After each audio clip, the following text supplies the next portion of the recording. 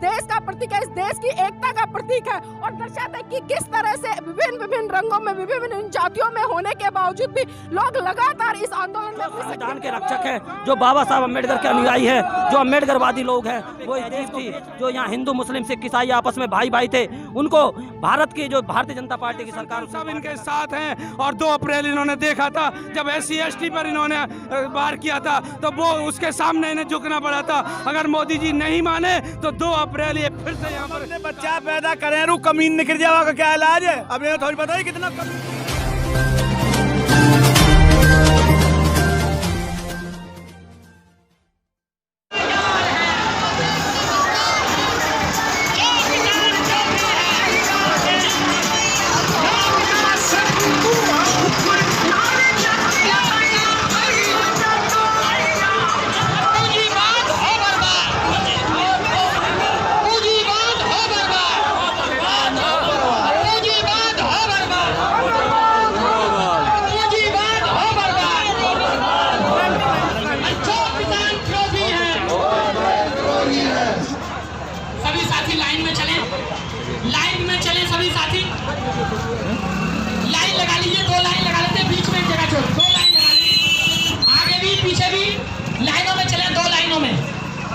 बहुत लंबा कारवां है, 2 किलोमीटर लंबा ये कारवां है। लाइन में चलें प्लीज, चलो।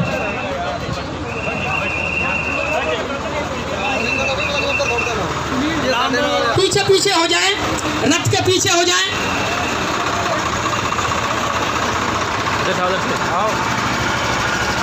लाइन में चलें, कृपया लाइन में चलते रहें। सभी साथी लाइन में चलें।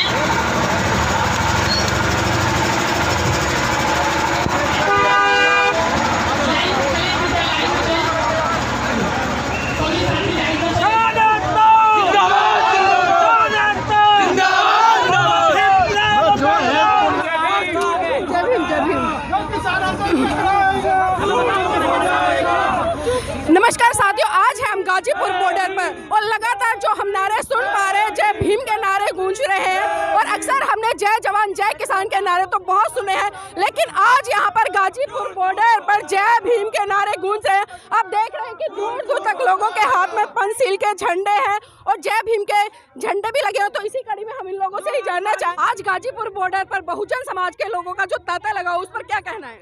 हमारा ये संकल्प के साथ ये बहुजन समाज निकला है।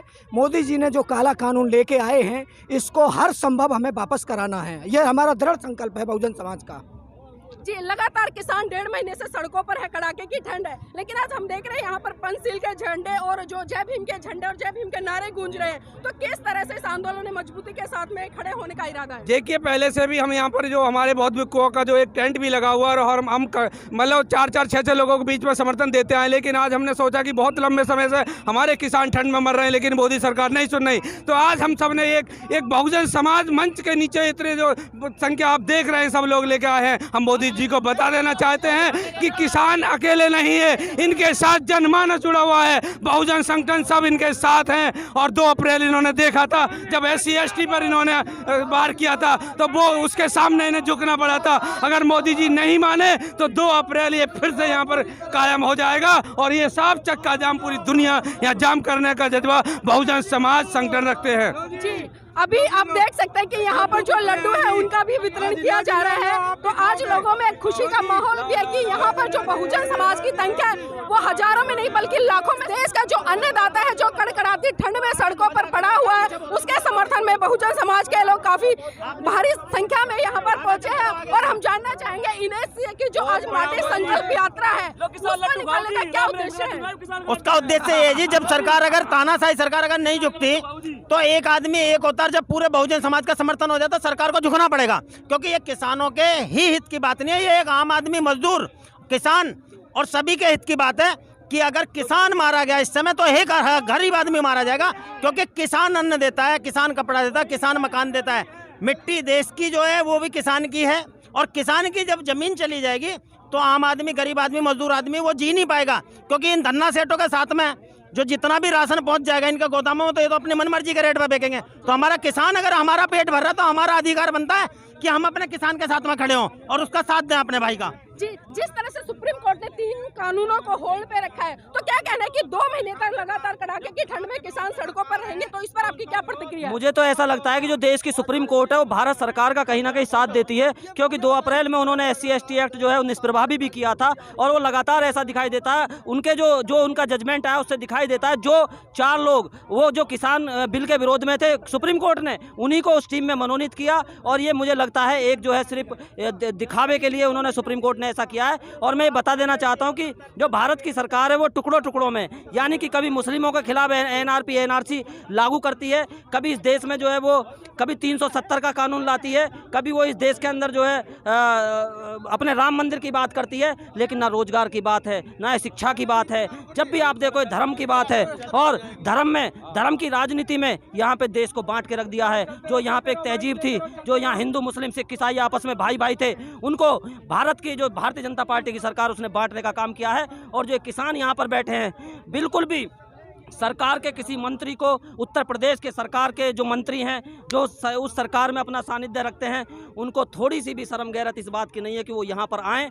ये जो ठंड में आज 50 से ज़्यादा किसान यहाँ पे मर चुके हैं, उनको रहम नहीं है। उनको ये रहम नहीं है कि जब लॉकडाउन के अंदर इस देश का मजदूर, इस देश का जो गरीब तबके का आदमी था वो मर रहा था, तो ये लोग अडानी और अंबानी के साथ मिलकर के उसके पैसे से इस देश में MLA MP खरीद के सरकार बनाने का ये लोग काम कर रहे थे। तो मुझे ऐसा लगता है कि ये उसका एहसान उतार रहे हैं। इसको देश को जो बेच रहे हैं अडानी अंबानी को, वो इसलिए बेच रहे हैं क्योंकि उन्होंने बिजली को, इस देश की जो बिजली है, इस देश की रेलवे है, इस देश का BSNL है, जितने भी सारे विभाग हैं, वो देश को इसलिए उनको बेचने का काम कर रहे हैं। क्योंकि जब वो MLA MP खरीदते हैं, उनके लिए कोई लॉकडाउन नहीं होता। वो अपनी मध्य प्रदेश में सरकार बनाते हैं, वो अपनी राजस्थान में सरकार बनाते हैं। और आप देखिए ये जो मिल करके जहाँ पे EVM का घोटाला करते हैं, तो ये सब इसमें अडानी और अंबानी का हाथ है। इसलिए उस देश को बेचने का काम ये अडानी अंबानी को कर रहे हैं। लेकिन जो संविधान के रक्षक हैं, जो बाबा साहब अम्बेडकर के अनुयायी हैं, जो अम्बेडकरवादी लोग हैं, वो इस देश को बेचने नहीं देंगे। और किसानों के साथ, जैसे आज कई हजारों की तादाद में यहाँ पर आए हैं, इनके साथ लगातार यहाँ पर खड़े रहेंगे।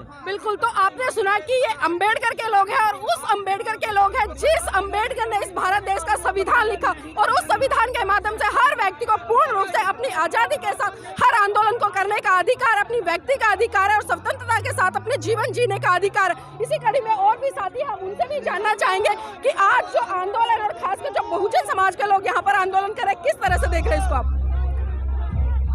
किसान आंदोलन को इस तरीके से देख रहे हैं कि आज जो जितने भी जो किसान हैं वो अपनी जो परेशानी के लिए आए हैं, और हम चाहते हैं यहाँ पे ज़्यादा से ज़्यादा लोग किसान जो है विरोध आंदोलन में आएँ और अपनी समस्याओं के लिए हम लोग जो है लड़ाई लड़ें। इस आंदोलन को किस तरह से देख रहे हैं आप? ये जो तीनों काले कानून हैं, जो मोदी जी ने जो कारपोरेट घरानों की मदद से उनके 3 साल पहले प्री प्लान करके उनके शौलों ग्राउंड वगैरह सब तैयार करने के बाद मई जून महीने में इसको कोरोना महामारी की आड़ में रात के अंधेरे में गुंडागर्दी करके पास कराए गए हैं। इन्होंने कोई इसमें बहस नहीं की। राज्यसभा में तो इनका बहुमत भी नहीं था, वहाँ भी इन्होंने गुंडागर्दी करके इसको पार कराया है। हम किसानों के समर्थन में जहाँ आए हैं, जब तक ये तीनों कानून रद्द नहीं होते, MSP के ऊपर कानून नहीं बनता, हम जहाँ डटे रहेंगे, चाहे जितना मर्जी टाइम लग जाए। आप देख सकते हैं कि यहाँ पर मैं आपको एक बहुत सुंदर नज़ारा दिखाना चाहूंगी। यहाँ पर जो राष्ट्रीय ध्वज है, आप देख सकते हैं कि वो राष्ट्रीय ध्वज है, और आज उस ध्वज को यहाँ पर लाने का जो काम किया है वो बहुजन समाज के लोगों ने किया है। और ये ध्वज साथियों सम्मान का प्रतीक है, इस देश का प्रतीक है, इस देश की एकता का प्रतीक है, और दर्शाता है कि किस तरह से विभिन्न रंगों में, विभिन्न जातियों में होने के बावजूद भी लोग लगातार इस आंदोलन में अपनी सक्रिय भूमिका निभा रहे हैं। आज इस आंदोलन में ये राष्ट्रीय ध्वज है, इसके पीछे क्या उद्देश्य है? इसके पीछे उद्देश्य राष्ट्रीय ध्वज का मतलब है कि एक जो किसानों का आंदोलन चल रहा है शांतिमय तरीके से मनाया जाए, और इसके जो काले कानून सरकार ने लागू किए हैं, ये कोरोना की आड़ में लॉकडाउन करके, ताकि जनता अपने घरों में रहे। हम किसी बंद कमरे में बैठ के तीनों कानूनों को, काले कानूनों को लागू करके, और देश की जो जनता है, किसान लोगों को कॉर्पोरेट घराने के अंडर में देना चाहते हैं, ताकि इसका फ़ायदा जो है कॉर्पोरेट घराने को ज़्यादा हो। और सरकार के खिलाफ किसान शांतमय तरीके से धरना प्रदर्शन कर रहे हैं। हम ज़रूरी नहीं कि 26 तारीख का जो दिन है हम ज़रूर दिल्ली में जाके ही वहाँ प्रदर्शन करना है। अगर तीनों मांगे सरकार मान लेती है, अपने काले कानून वापस ले लेती हैं, तो किसान शांतमय तरीके से अपने अपने घरों को चले जाएंगे।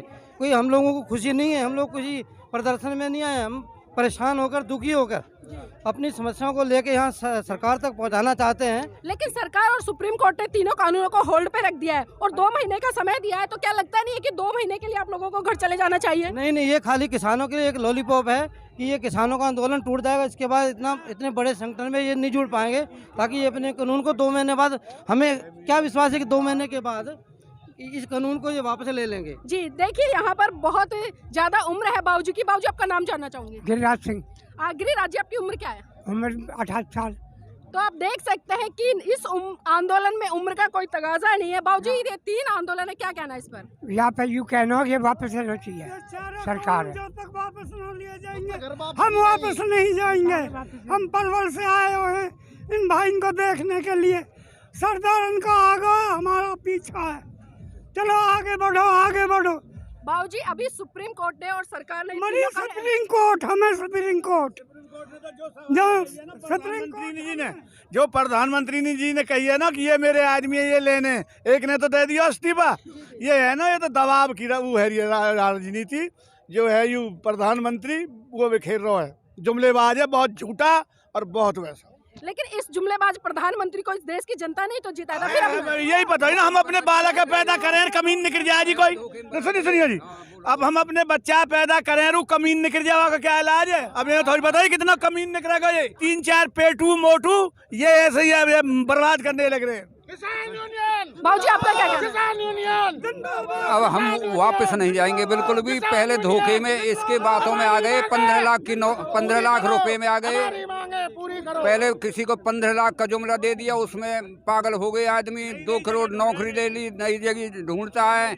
आज इन किसानों को छोड़ करके मध्य प्रदेश और दूसरे साइड में किसानों से झूठ बोल रहा है, उन्हें बहकाएगा। यहाँ के किसान समझ गए, पहले धोखे में आए थे, अब सारे किसान समझ गए इसको। बाबूजी, लेकिन जिस तरह से ठंड पड़ रही है, जिस तरह से बारिश हो रही है, क्या लगता नहीं है कि आपका हमें कुछ नहीं है, हम ठंड नहीं है। हमारा कर्तव्य है ठंड झेलना, गोली खाना, ये हमारा कर्म है। बलिदान देने वाले लोग हैं, पीछे नहीं हटेंगे जब तक हमारी चारा कानून वापस नहीं देगा। तो आप देख सकते हैं कि बाबूजी का जो जोश है वो सीने पर गोली खाने के लिए भी तैयार है। और अपना चैनल, आपका चैनल, समाज का चैनल, देश का चैनल NB News 24/7 को आप लाइक करें, सब्सक्राइब करें और ज्यादा से ज्यादा इसकी वीडियो को शेयर करें, ताकि हर खबर को मैं आप तक आसानी से